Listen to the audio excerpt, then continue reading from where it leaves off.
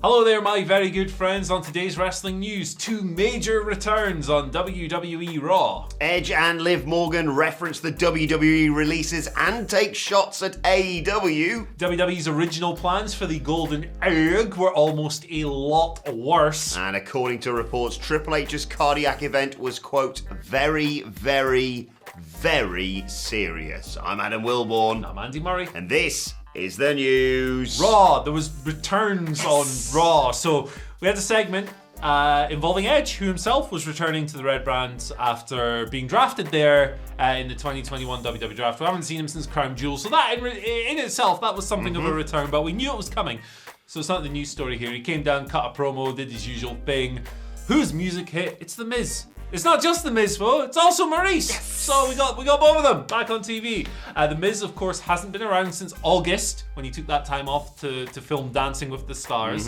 While Maryse, she hasn't been on TV since April when she helped The Miz and John Morrison defeat Damian Priest in a handicap match shortly after WrestleMania. So they're both back on our screens, crispy and clean. They got into a verbal spat with Edge that we're going to dive into in the next story a little bit more. But it ultimately resulted in Edge going, hey, let's fight. And Miz going, no, bye.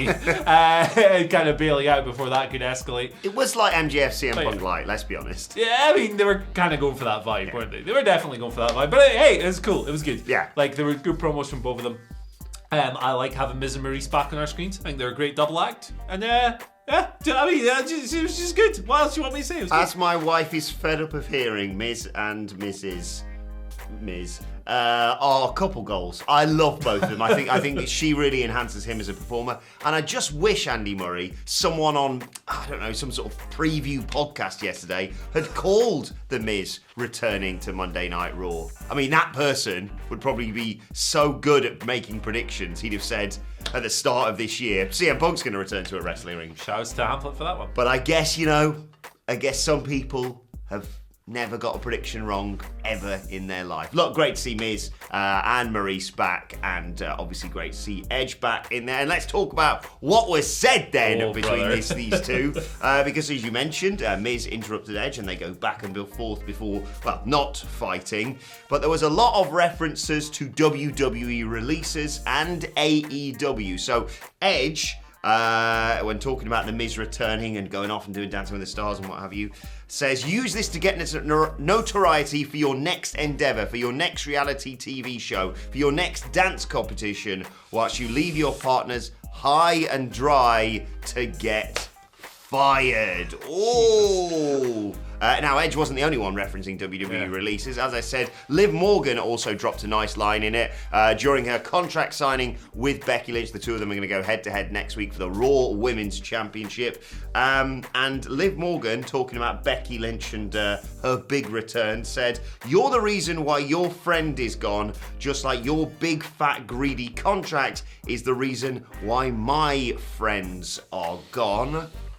And that wasn't all. They were actually on a bit of a roll here in terms of barbs, popping comments to get the internet talking on last night's Raw, because Edge also continued to talk about The Miz and AEW in particular, as we mentioned last week. There was that line by CM Punk saying that MJF is just basically The Miz, and that got the reaction you would anticipate. Well, Edge responded to all this saying, "You have people on other shows saying your name just to get a cheap reaction. You live rent-free in a lot of heads." And then it cut to a shot of The Miz that made him look like a smug bastard who thought that was exactly the case. Yeah.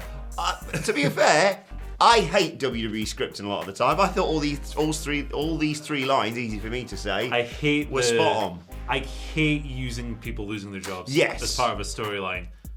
Get that? It doesn't work me. It doesn't I don't wake up and go, I'm really annoyed or whatever, but people would be entitled to that reaction. It's just tasteless. It's tasteless. Like, you let go of these people not because Becky Lynch gets paid well, but because you're rich and want to be richer. And then you script these things. I don't know, that to me, that's distasteful. Let's not include that in storyline stuff. I didn't like the Drake Maverick stuff like last year.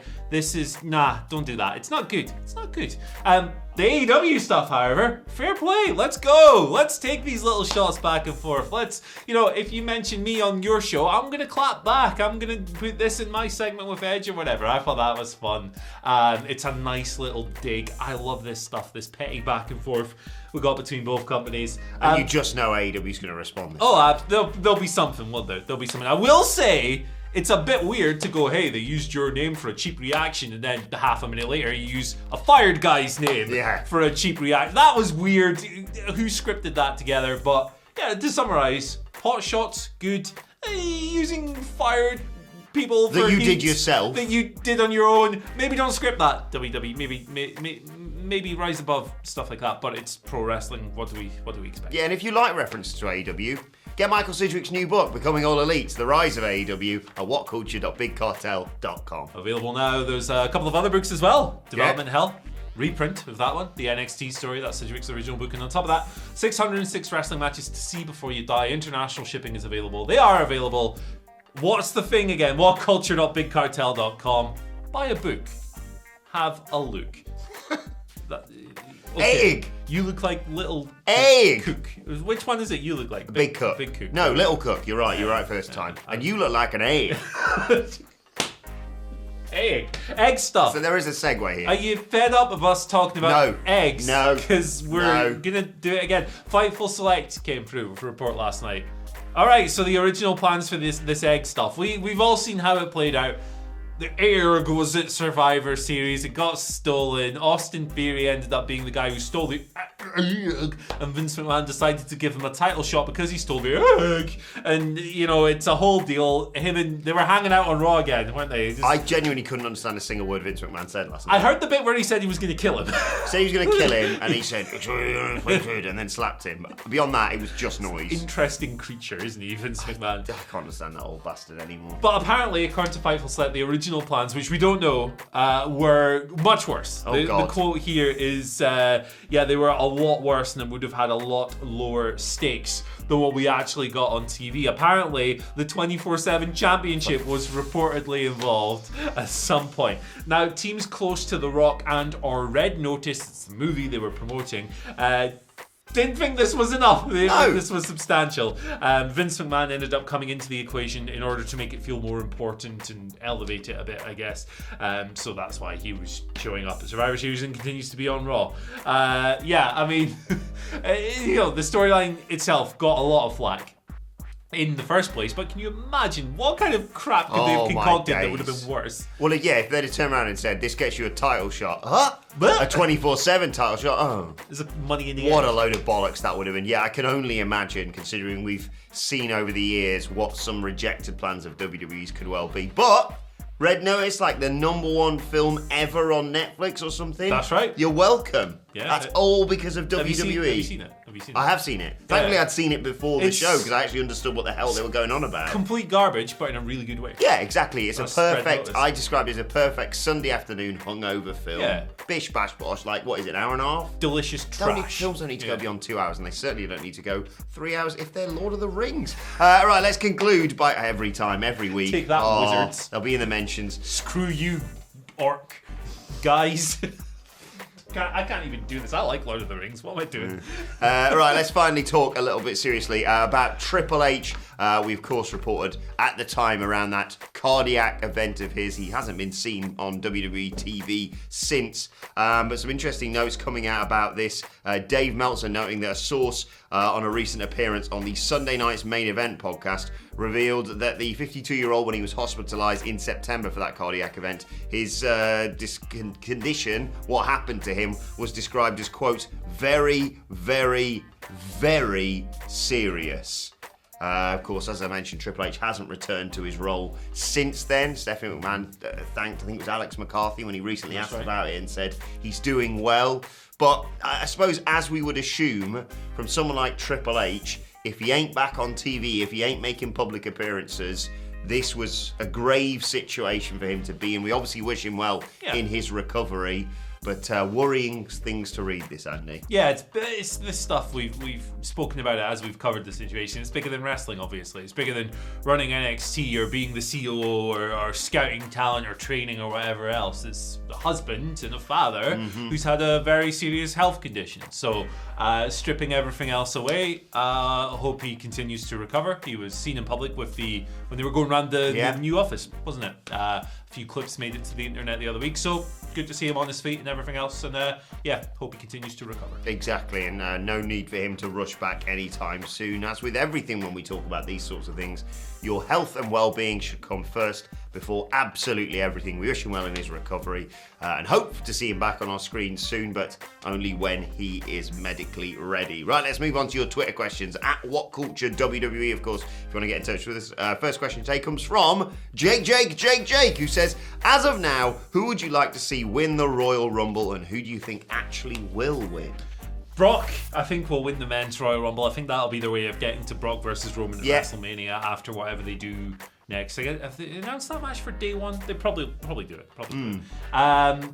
Who do I want to win that match? I think Damian Priest would be logical. Like, he's getting quite a strong presentation on TV at the moment, and if you want to elevate the guy, that would be a reasonable way to do it, for sure. As far as the women's side goes, I want Bianca Belair to win it because I think she deserves a really good year after kind of falling off a bit after WrestleMania with her creative and everything else. And I also think she will win it. So there you go. Fair enough. I'm going to agree with you on the Brock Lesnar there. I think he will win the men's Royal Rumble as well. And I think Ronda Rousey might be the old number 30 entrant in the women's, win that, and then we get, I don't know, either her versus Charlotte because that's what they wanted and they always try and get back to something they planned originally, or her versus Becky again, or her versus someone new. It would just be great to see Ronda back in a wrestling ring, in my opinion. Who I think should win? Bianca's a shout. Rhea Ripley, probably, because she hasn't won it, and from that looks of that Team Liv versus Team Becky match we saw last night, they are protecting her, making her look strong. She's in the perfect position right now. You want to have not got rid of, but lost any titles that may have held you back from going for main event, singles titles, and she just needs to be bubbling under now for the next month and then just go on a tear at the Royal Rumble. In terms of the men's, who I want to win it, first of all, I started my campaign yesterday because it was 2 months till the Royal Rumble. I want Scotty 2 Hotty to make a goddamn appearance in the Royal Rumble. The roof would come off the place and our cocks would be pulled off on stream when it's me and Phil Chambers, and that is a damn promise. Right, Aaron Merkel. But who I would like to win, I don't think Scotty's going to win the whole thing, unfortunately. No. Do you know what? I'm going to go with Riddle. I think Riddle's in a good place right now. He's probably heading towards a Randy Orton grudge match at WrestleMania. But if just for once the team can drop titles and still coexist peacefully, Riddle could be a hell of a guy to elevate. Maybe even to challenge Roman Reigns. Just a thought. But let us know your thoughts in the comments. And we'll move on to Jonathan Johnson's question, who says, hello, my good brothers. I think that when Becky Lynch and Liv Morgan square off next week on Raw, that's when Asuka or Alexa Bliss can return to face Becky. What do you fellas think? Yeah, so I think Alexa tweeted the other day saying she still needs some time to heal, but Alexa's a wrestler and wrestlers are always working. Haven't heard or seen much from Asuka recently, have we? I don't know what, maybe she's doing some more stuff on her YouTube channel and everything and staying busy while she's away. I mean, they will have a pressing need to elevate a challenger, and I think either of them would be a good choice. Yeah, I completely agree, and Asuka has fulfilled my quota of go away, make me miss you. I miss her. I want to see her back. I want to see her back wrestling. And great challenger for Becky Lynch, especially with that story of Asuka and the belt and the pregnancy and there we go. But yes, I think Alexa may need a little bit more time to recover, but like you say, you never bloody know. Troy DeHybrid Brown gives us our final question of the day. Interesting one, this is about NXT 2.0. Do you think that Bron Breakker has surpassed the hype that Parker Boudreaux arrived in WWE with? Let Bron debut the day after WrestleMania like Brock did and mirror him as the next big thing to conquer the WWE as Brock did and pass the torch down the line. I'm going to say some things that people aren't going to like. I think Bron Breakker looked really limited in that Tommaso Ciampa match. I think it really, unfortunately, and I love the guy. I think he's loads of fun. Yes. I love his energy. But that longer match really exposed some of his weaknesses. He didn't look like he was completely comfortable going beyond like a basic squash or a tag match there. So I would be very hesitant to elevate that guy. But look, he's far ahead of where he should be. He's had like 5 matches. He should be much worse than he currently is, and he's definitely on a fast track to being really good. I just think it's too early. I think that Ciampa title match was not good.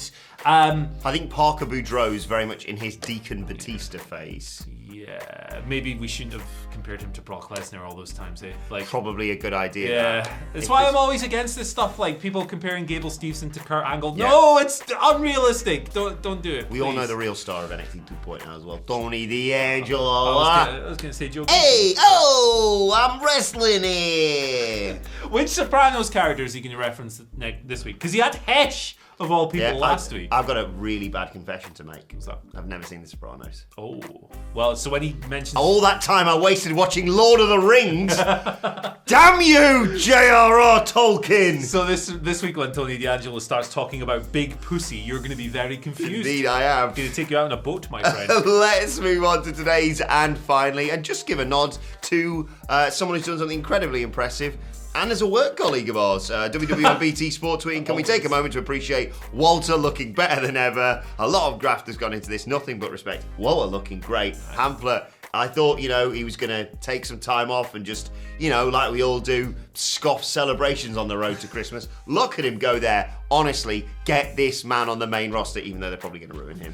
Yeah, that's always the caveat. And he won't move to the States as far as I'm aware. Shout outs to Walter for getting in some really good shape. Beast! Love that. Congratulations to him. Let us know your thoughts on that and all today's news stories in the comment section below. Don't forget to like, share, and subscribe. And subscribe to WhatCulture Wrestling on either iTunes, Spotify, wherever you get your podcasts from for daily wrestling podcasts. We'll be reviewing Raw and looking ahead to the pre-War Games episode of NXT 2.0 later. Plus, you can let us know your thoughts and Twitter questions on Twitter at WhatCultureWWE. Or actually, follow both of us. You can follow Andy Murray at Andy H. Murray. The H today stands for hip. I just made a noise. It didn't have anything. So. You can follow me on Twitter at Adam Wilborn, where you can still donate to this wonderful Movember attempt that was buried by Anthony Ogogo on Twitter yesterday. So brutally buried. Thanks. I got ratioed by Anthony Ogogo, and there's no coming back from that. So please, donate what you can to a genuinely fantastic cause.